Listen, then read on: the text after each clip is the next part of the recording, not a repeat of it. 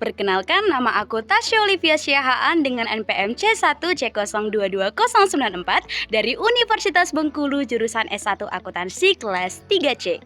Hormat saya kepada Ibu Indah Oktari Wijayanti SEMSI AKT selaku dosen pengampu mata kuliah ini. Hari ini kita berada di tempat yang sangat menarik, yaitu di Benteng Marlborough. Oleh karena itu, bersiaplah untuk menjelajahi bagaimana sejarah dan juga keunikan dan keindahan dari benteng ini. Oke guys, jadi di benteng ini memiliki banyak sekali ruangan-ruangan yang bersejarah dan juga ruangan-ruangan yang akan membuat kita takjub nantinya. Oleh karena itu, marilah kita telusuri lorong demi lorong untuk mengungkapkan fakta di baliknya dan juga untuk melihat nih bagaimana benda-benda peninggalan sejarah apakah termasuk ke dalam hak cipta, hak paten ataupun rahasia dagang. Oleh karena itu, marilah kita saksikan secara bersama-sama.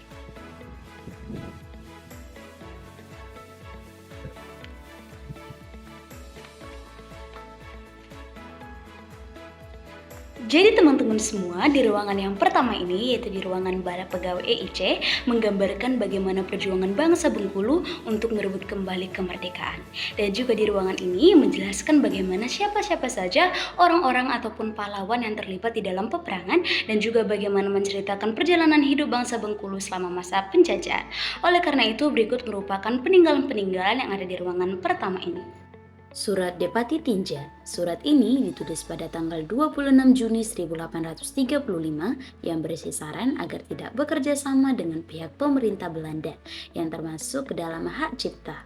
Yang kedua, senjata tradisional Rudus. Senjata ini digunakan rakyat Bengkulu untuk mempertahankan harga diri dan melawan penjajah yang termasuk dalam hak intelektual.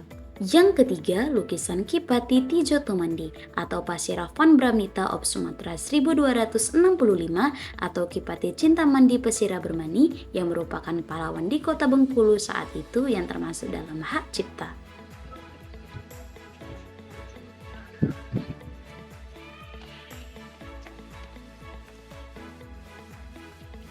Nah, jadi teman-teman sekalian, di ruangan yang kedua ini, yaitu di ruangan sel jaga ini, lebih berfokuskan pada siapa sih orang yang menjajah Bengkulu pada saat itu. Jadi semua ornamen di dalamnya ini berfokuskan kepada penjajahnya. Oleh karena itu, inilah beberapa ornamen yang ada di ruangan yang kedua. Buku History of Sumatra ditulis oleh William Marsden tahun 1784 yang berisi hukum adat Bengkulu abad ke-18 yang memikat perhatian Sir Thomas Raffles yang termasuk dalam hak cipta. Yang kedua, jam matahari atau alat penunjuk waktu berdasarkan bayangan yang jatuh pada bidang datar karena cahaya matahari yang merupakan hak intelektual. Yang ketiga, rumah tradisional Bengkulu atau bangunan yang tahan gempa, berbentuk simetris, materialnya ringan, fleksibel, struktur atap dinding yang menyatu dan termasuk dalam hak intelektual.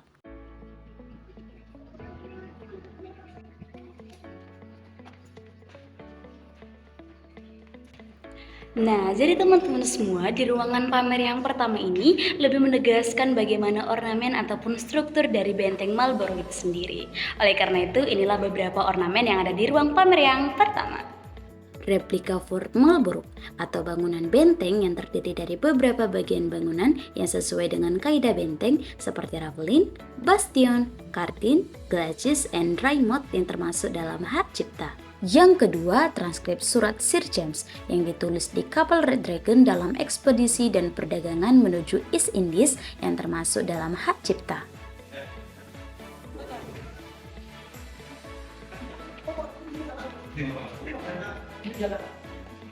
Nah, jadi teman-teman sekalian, di ruang pamer yang kedua ini lebih mempertegas bagaimana kehidupan bangsa Bengkulu pada awal penjajahan sampai kemerdekaan. Inilah beberapa peninggalan yang ada di ruang pamer yang kedua.